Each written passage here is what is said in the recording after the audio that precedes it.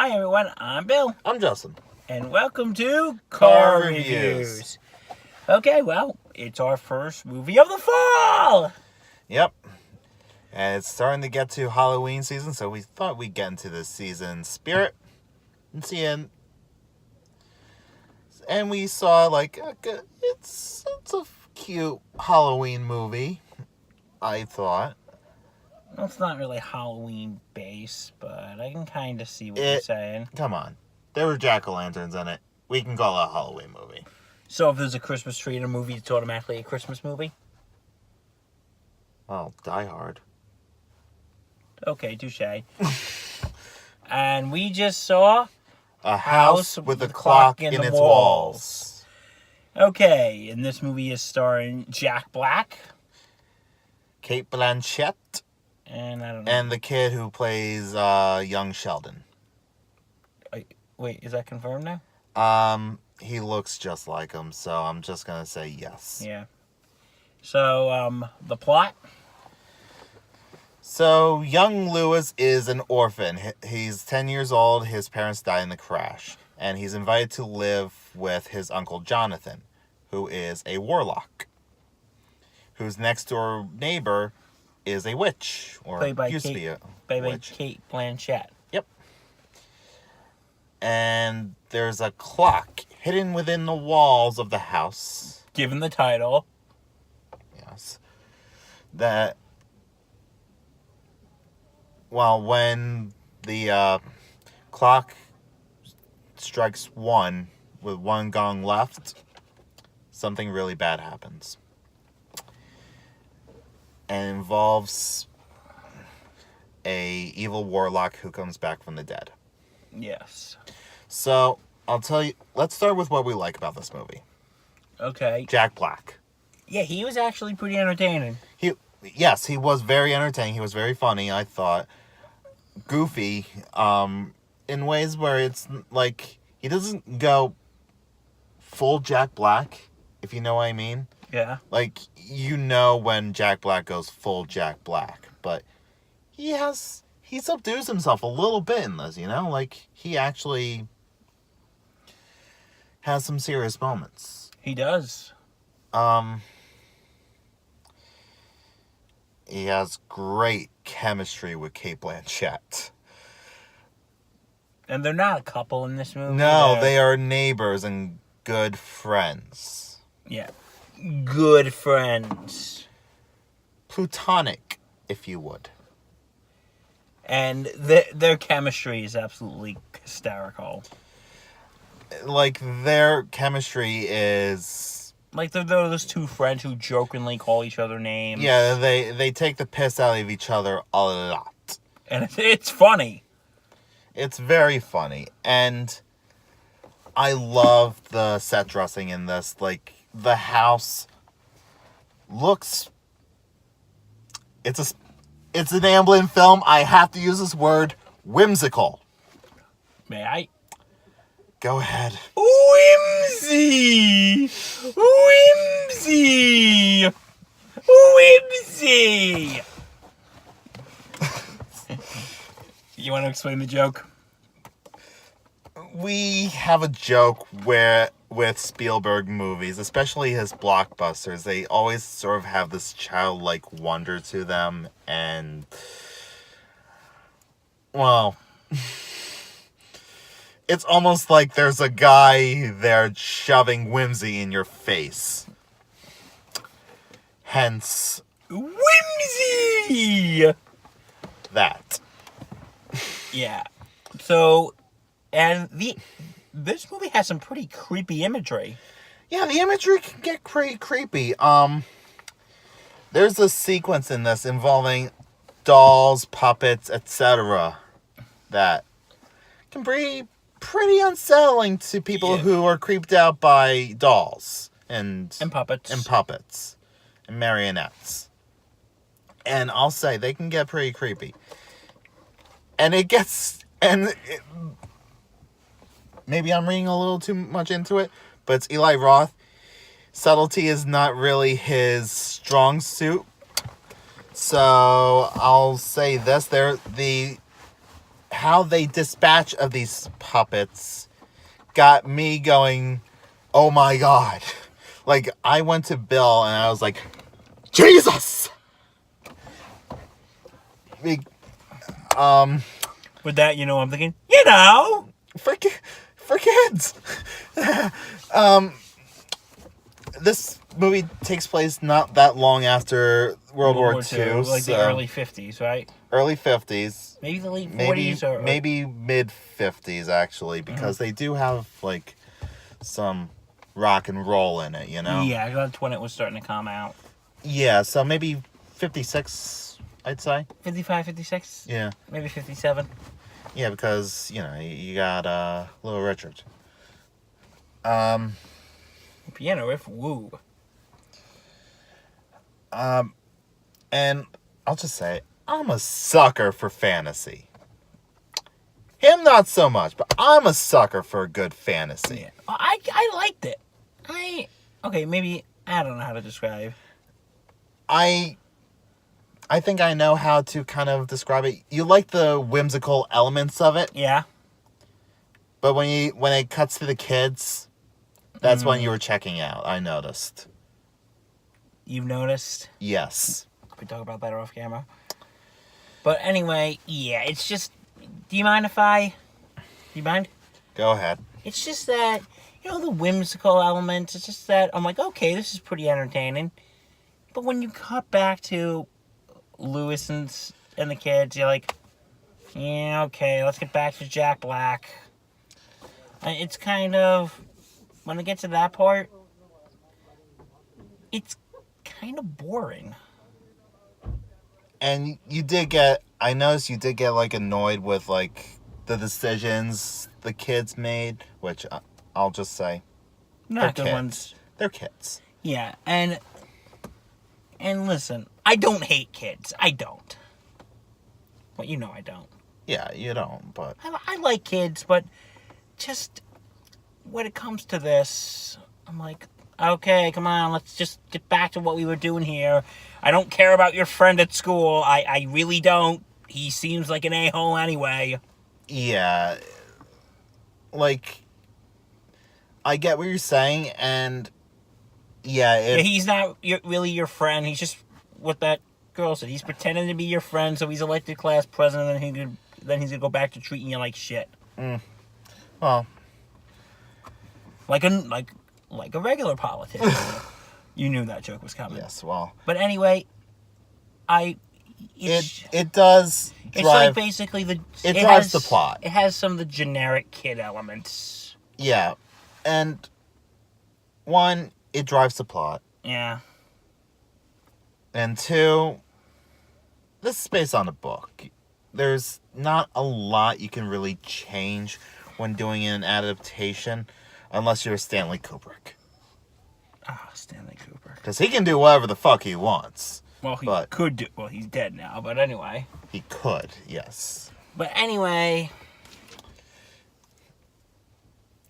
And, yeah, the Lewis can be a little whiny, especially in the beginning. But, like you said, his parents died, and that was why. But he was like the typical, like, I feel like if you play the generic kids movie drinking game, you would have a very bad case of alcohol poisoning. Probably. So don't play that game. Should I play it, Justin? Let's choose a different movie to do that with. Okay. Willy Wonka and the Chocolate Factory? Original or remake? I said Willy Wonka, didn't I? Original?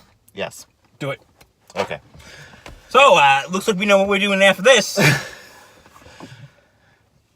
And I'm glad you brought that up. Because, the kid, I wish I could remember his name. If he's watching, which he probably isn't, because he probably doesn't even know we exist. Well, he reminded you of Freddie Highmore from... Yes, before Freddie Highmore became a doctor. Or a serial killer. Yes, before he became a serial killer or became a doctor. He's a good actor now. Yeah, you've heard me say The Good Doctor is like one of my favorite shows. But we can't wait till Monday, by the way. But anyway, the kid's kind of bland in this one. Now, you know what they did? It's the casting director probably was like, or the producer and director were like, okay, we need a kid who can play a brainiac, a know-it-all, a walking thesaurus. And they were like, well, what about the kid who played young Sheldon? It was like, brilliant! Brilliant! And I actually watched, like, not an interview, but a press junket that Jack Black, that kid, and Eli Roth actually... Oh, yeah, this movie's directed by Eli Roth. You know, the godfather of gore. That's kind of the selling points for me, because I was like, okay, I never thought I would hear Eli Roth and family film in the same sentence unless there was cannibal in front of family. You know what I think what's going on? This movie is based on a book by... Damn it, I can't even remember the author's name. It's by the guy who wrote Hugo. And I think Eli Roth was trying to do to this book what Marty Scorsese did to Hugo. Maybe. But what I'm trying to get at is Eli Roth actually gave this kid like homework to watch a few movies. And you know what movie he actually had to watch? What? Gremlins. Really? One of my favorites. That was one of his required viewings. What were the other ones? I can't remember. It wasn't Goonies because he hasn't finished watching Goonies yet. Because he tried to watch... I remember he said he tried watching it when he was younger, scared him, and he hasn't gotten back to it. Which I can get.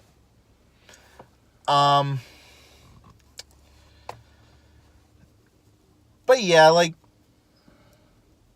This movie was actually pretty easy to predict. It's... You know, it's a children's movie based on a children's book. But it's charming. It is very charming.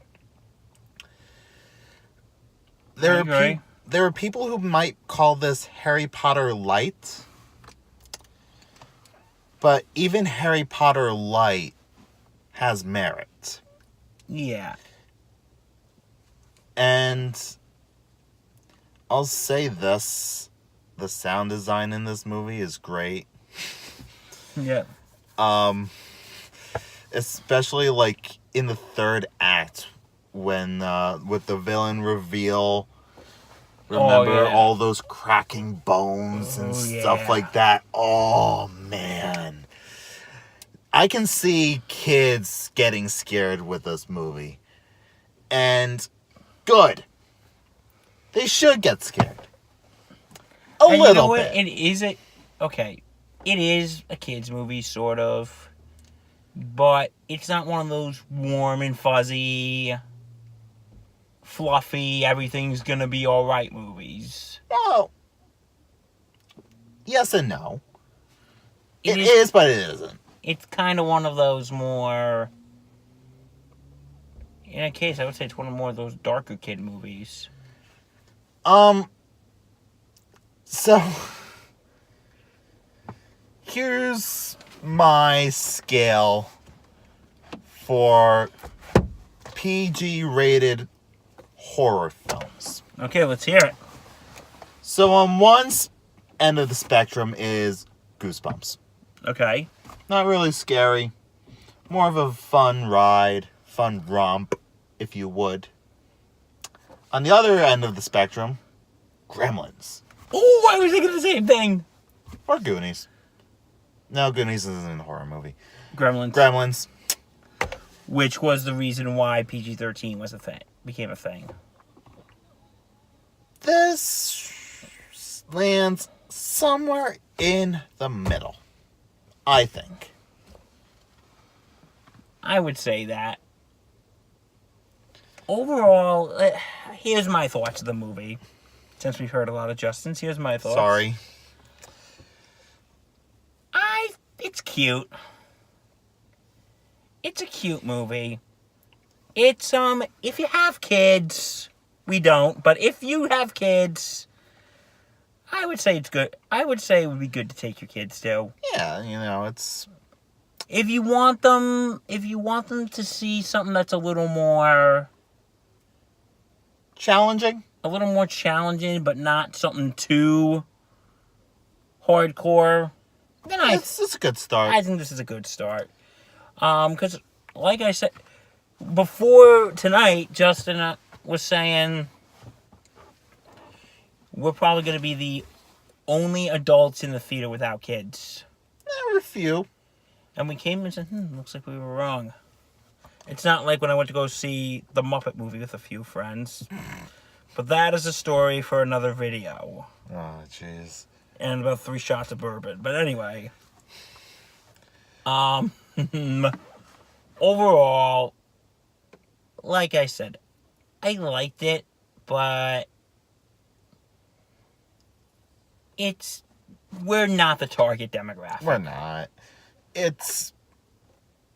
I wouldn't say it's for, like, really little kids. It's in the 10 to 12 range, I think. Yeah, I think that's safe. But, now, time to rank this puppy. All right. So, I'm doing a little modified rating on this one. Ooh, I like modifies. I will say, see it with your kids. Okay. You know what? I think that's a good rating to go, and I think I might do the same thing. Yeah, if you have kids, then I would say it's worth seeing. Yeah, it's cute, it's harmless, and it is enjoyable. Is it anything deep? No. Like if I had a kid, I would take him to see it. Yeah, it's cute. You know, and it has some clever stuff in it. Some weird stuff in it. Some annoying stuff. And some very creative and slightly disturbing stuff. Yeah, so we'll say see it if you have kids. If not, if you don't have kids, rent it. I would say, rent it or stream it. I would say I wouldn't say like waste money on it. Like I would say if it's on like HBO or something, yeah, or Cinemax, then it's worth a watch. But you know, if you're an adult with no kids, it's really, we'll be honest, it's really not gonna do anything for you. Yeah. If you wanna watch it just to say you watched it, then there's nothing bad about it. It's just, or if you just want it, on for something to do in the background while you're doing something else. It's fine for that. Yeah, but like I said, if you just want to watch it, it's not a bad film. No. It's just that, like I said, it's a children's film. We would recommend it more if you had kids. Yeah. It's a good family film for children who are just getting into the genre of spooky horror-ish. Well, that's our review of A House with a Clock on the Wall. Yeah. Next up, probably Venom. Yeah. I won't be here next week for night school, so. Yeah.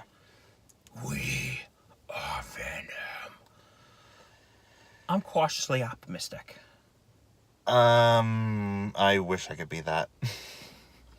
I don't know. Trailers have kind of just got me worried.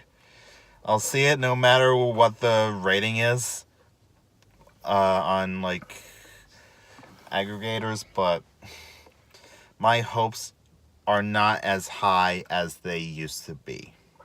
Yeah. And also tomorrow you might get a review. I don't know yet. Me and some of my old college buddies are going to see the new Michael Moore movie. You might get a review, you might not. Yeah, well. But that's going to be controversial.